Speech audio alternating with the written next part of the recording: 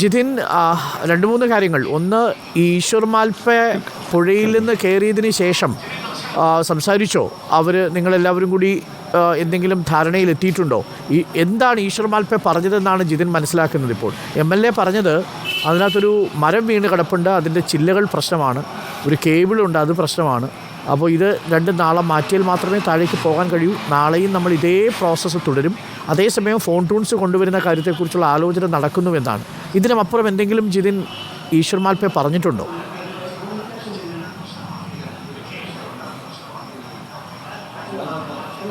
ഇല്ല, എനിക്കും ഇത് തന്നെയാണ് അറിയാൻ കഴിഞ്ഞത്. കാരണം വേറൊരു കാരണം കൊണ്ട് ഞാൻ അവിടെ നിന്ന് പെട്ടെന്ന് പോകുന്നിരുന്നു. ഒരു പോലീസ് സ്റ്റേഷനിൽ പോകേണ്ട ഒരു ആവശ്യം ഉണ്ടായതുകൊണ്ട് അവിടെ നിന്ന് പോന്നിട്ടുണ്ടായിരുന്നു. പിന്നെ മാധ്യമങ്ങളും കൂടെ തന്നെയാണ് ഞാൻ ഈ കാര്യം അവർ പറഞ്ഞ കാര്യങ്ങളെല്ലാം എനിക്ക് അറിയാൻ പറ്റിയത്. ജിതിൻ, അവിടെ MLA വിളിച്ച് പറഞ്ഞിട്ടുണ്ടായിരുന്നു കാര്യങ്ങൾ എല്ലാം. ഞാൻ വിളിച്ചിട്ടുണ്ട്, വിജിൻ സാറെ ഞാൻ വിളിച്ചിട്ടുണ്ടായിരുന്നു. ആ രീതിയിൽ എനിക്ക് അറിയാൻ പറ്റി.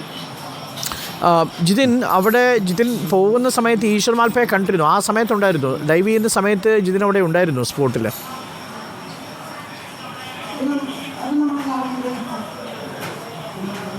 അതെ, തീർച്ചയായിട്ടും ഞാൻ അവിടെ ഉണ്ടായിരുന്നു. അദ്ദേഹവുമായി സംസാരിച്ചു. തീർത്തും ആത്മവിശ്വാസപരമായിട്ട് തന്നെയായിരുന്നു അദ്ദേഹം എന്നോട് പറഞ്ഞത്. കുറേ കാര്യങ്ങൾ പറഞ്ഞു തന്നു. അദ്ദേഹത്തിന് സംഘവും സംസാരിച്ചു.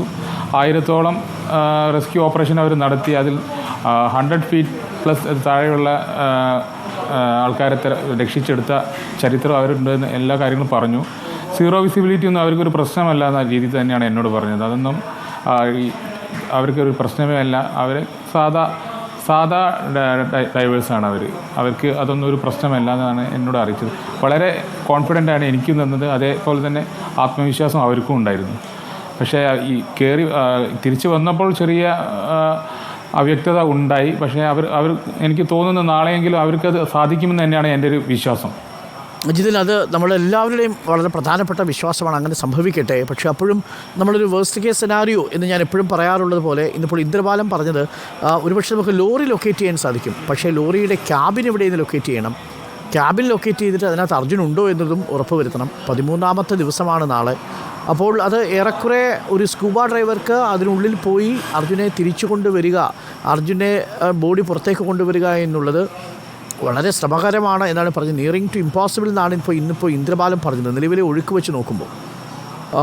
ജിതിൻ, എന്താ ഫാമിലിയൊക്കെ ആയിട്ട് സംസാരിച്ചപ്പോൾ എല്ലാവരുടെയും ഒരു തീരുമാനമായിട്ടോ ബന്ധുക്കളുടെ ഒരു തീരുമാനമായിട്ടോ ഒക്കെ അറിയാൻ സാധിക്കുന്നുള്ളൂ? ഓപ്പറേഷൻ ഇങ്ങനെ നീളുകയാണ്. നമുക്ക് എന്തായാലും ഇതിനൊരു അന്ത്യമുണ്ടായേ മതിയാവും ഒരു ഘട്ടത്തിൽ. ഏതു ഘട്ടത്തിൽ ഇത് അവസാനിപ്പിക്കണമെന്നാണ് ജിതിൻ കുടുംബാംഗങ്ങളുടെ ഒരു ആഗ്രഹവും ഒരു ആവശ്യവും?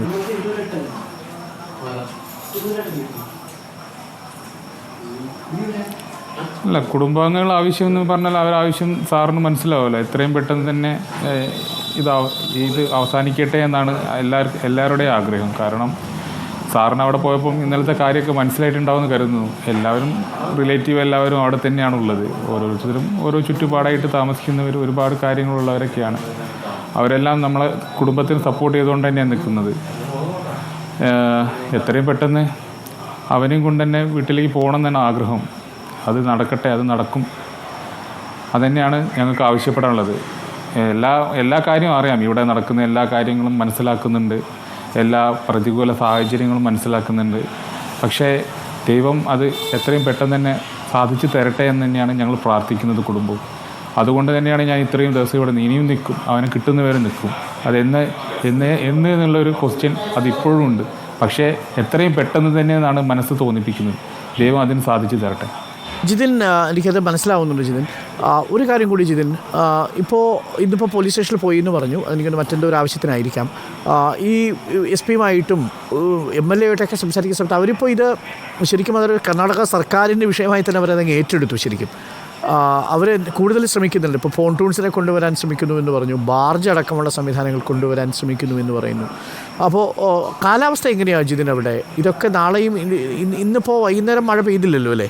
ഇന്ന് നമുക്ക് കുറച്ച് അനുകൂലമായൊരു കാലാവസ്ഥയായിരുന്നു തോന്നുന്നു.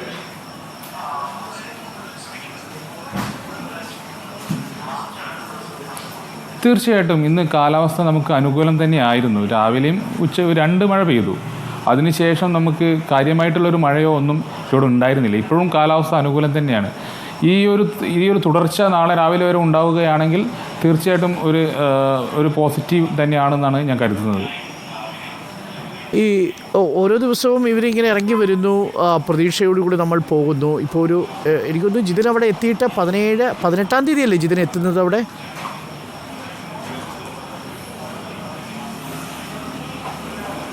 അതെ, അല്ലല്ല, അതിന് ഇൻസിഡന്റ് നടന്ന് അതിന് പിറ്റേ ദിവസം തന്നെ എത്തി.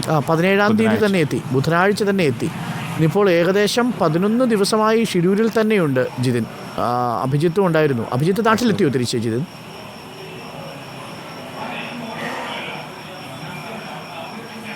അതെ അതെ, അവൻ ആളെ ഡെസ്പായതുകൊണ്ട് തിരിച്ചയച്ചു. സാറും കണ്ടിരുന്നു. ഓക്കെ, അത് നന്നായി. ഞാൻ ഇന്നലെ വീട്ടിൽ പോയപ്പോൾ അമ്മയും അത് പറഞ്ഞു. അവർ അങ്ങനെ ഒരു സാഹചര്യത്തിലാണ് നിൽക്കുന്നത് എന്ന് പറഞ്ഞു. ജിതിൻ, മറ്റ് ഈ അഡ്മിനിസ്ട്രേഷനുമായിട്ടൊക്കെ ബന്ധപ്പെട്ടപ്പോൾ ഇനി ഇത് മുന്നോട്ട് പോകുമ്പോൾ എന്താണുള്ളത് എന്ന് എന്തെങ്കിലും ബ്രീഫിംഗ് എന്തെങ്കിലും കിട്ടിയിട്ടുണ്ടോ? കാരണം ഇത് ഇങ്ങനെ പോകുന്നു, നാളെ നമ്മൾ ശരിയാണ്, തെരച്ചിൽ തുടരും, ഇതേ സംവിധാനത്തോടു കൂടിയുള്ള തെരച്ചിൽ തുടരും. അങ്ങനെ അതൊരു പ്ലാൻ എ ആയിട്ട് പോകുമ്പോഴും ഒരു പ്ലാൻ ബിയെ കുറിച്ച് എന്തെങ്കിലും ജില്ലാധികാരികൾ കമ്മ്യൂണിക്കേറ്റ് ചെയ്തിട്ടുണ്ടോ ഔദ്യോഗികമായി?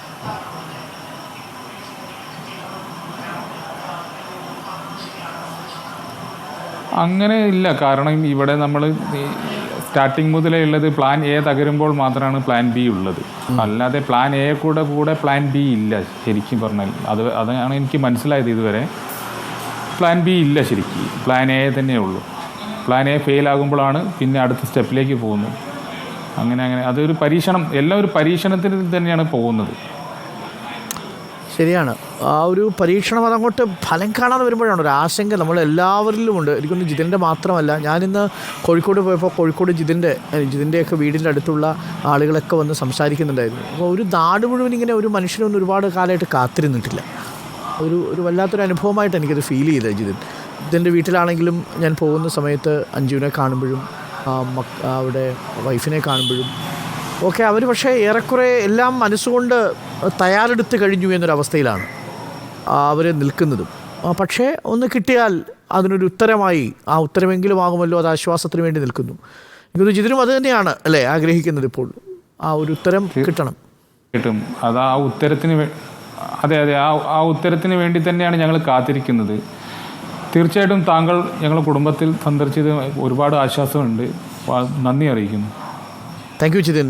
നമുക്കെന്തായാലും നമ്മുടെ എഫേർട്ട് താങ്കൾ പറഞ്ഞ പോലെ പ്ലാൻ ബി ഇല്ല എന്ന് പറയുന്നത് എനിക്ക് എൻ്റെ ഉള്ളിലൊരു വിഷമം ഉണ്ടാകുന്നുണ്ട്. കാരണം നമ്മൾ സാധാരണ ഇത്രയും 11 ദിവസമായല്ലോ ബന്ധുക്കളൊക്കെ നിൽക്കുന്നു. നമ്മുടെയൊക്കെ വീട്ടുകളിലെ ബന്ധുക്കളെ നമുക്കറിയാം, അവർക്കൊക്കെ ഒരുപാട് കാര്യങ്ങൾ ചെയ്യാനുണ്ടാവും.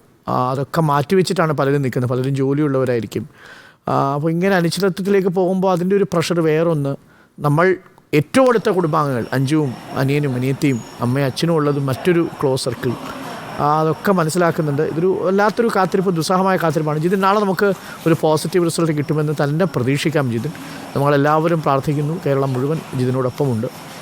അപ്പോൾ എന്തായാലും ആ ശുഭപ്രതീക്ഷയോടുകൂടി ഇന്നത്തെ രാത്രി നമുക്ക് കഴിക്കാം, അല്ലേ ജിതിൻ? തീർച്ചയായിട്ടും. Thank you Jithin, thank you. ഞാൻ ഏറെ സമയം ജിതിനെ ബുദ്ധിമുട്ടിക്കുന്നില്ല. അപ്പോൾ പ്രിയപ്പെട്ട പ്രേക്ഷകർ മനസ്സിലാക്കിയുള്ളൂ, ജിതിൻ പറഞ്ഞ ഏറ്റവും പ്രധാനപ്പെട്ട ഒരു കാര്യം, ഒരു പ്ലാൻ എ മാത്രമേ ഉള്ളൂ ഇപ്പോഴും. ജിതിനും ജിതിൻ്റെ കുടുംബത്തിനും ആ പ്ലാൻ എ ഉള്ളൂ. എന്താണ് പ്ലാൻ എ? അർജുനെ തിരികെ വീട്ടിലെത്തിക്കുക എന്ന പ്ലാൻ എ. അതിൽ മറ്റൊന്നും അവരിനി പ്രതീക്ഷിക്കുന്നില്ല. പക്ഷേ അതിനൊരു ഉത്തരം വേണം. അവൻ എവിടെയാണ് കുടുങ്ങിക്കിടക്കുന്നത്, എവിടെയാണ് അവരുടെ പ്രിയപ്പെട്ടവൻ നിൽക്കുന്നത് എന്നതിനൊരു ഉത്തരം വേണം.